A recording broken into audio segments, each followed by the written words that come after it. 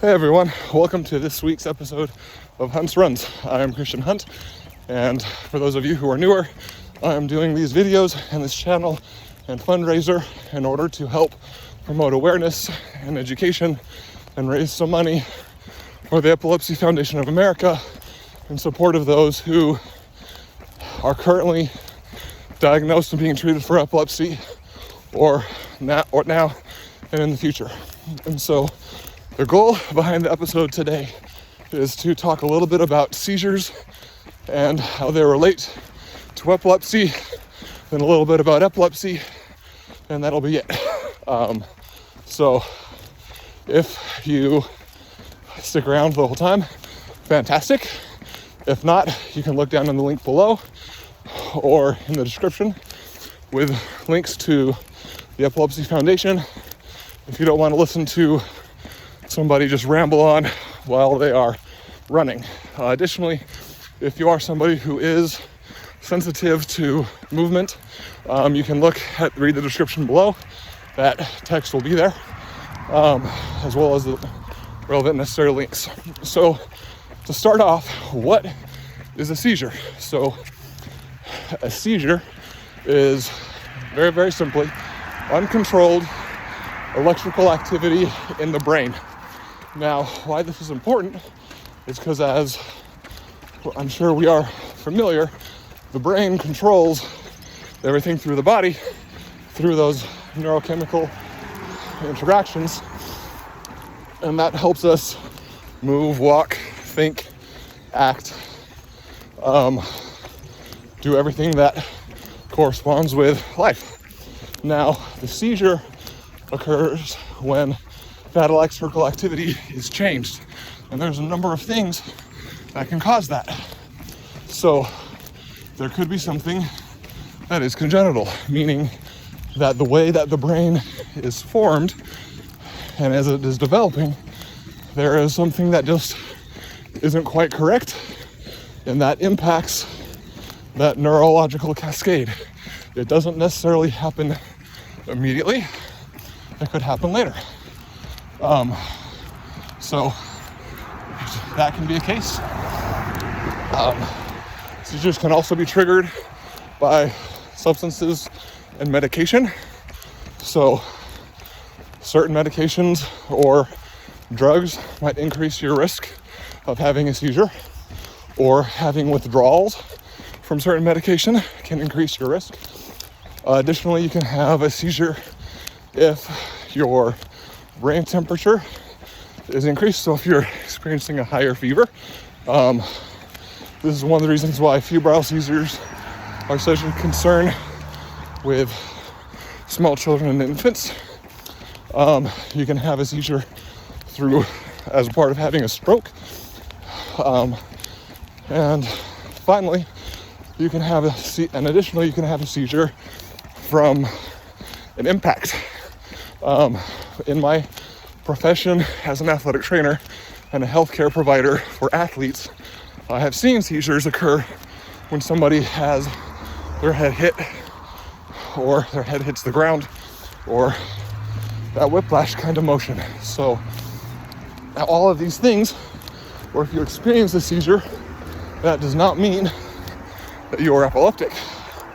There are also a number of things that can look like and sound like a seizure. If somebody faints, for example, there might be some groaning, some altered consciousness, which can seem like a seizure. But again, when we're talking about what a seizure is, that is a singular event. And so in one of our later videos, we're going to talk a little bit more about seizure first aid, what to do if somebody has a seizure. I think we'll actually do this next week. And some myths and misconceptions with regards to that.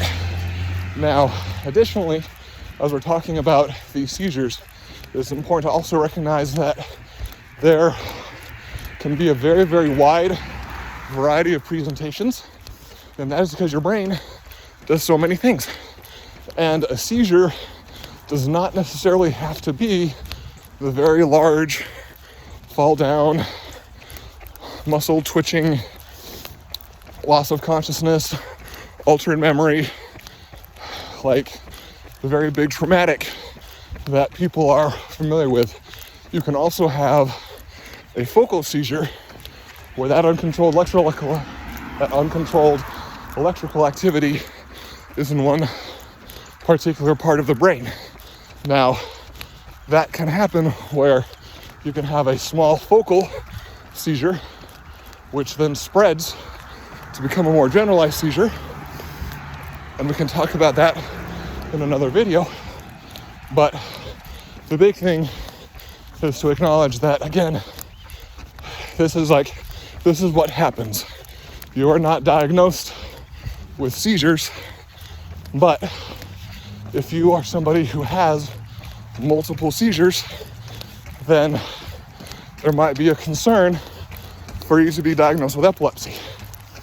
Now, epilepsy, you might be surprised to find out, is extremely common.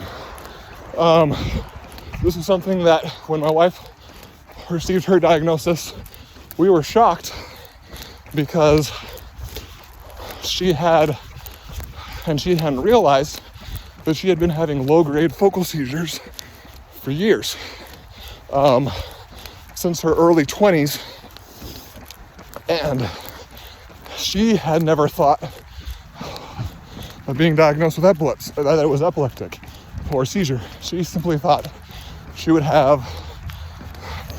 having small panic attacks, or she hadn't slept well the night before, or she was stressed because she had noticed that her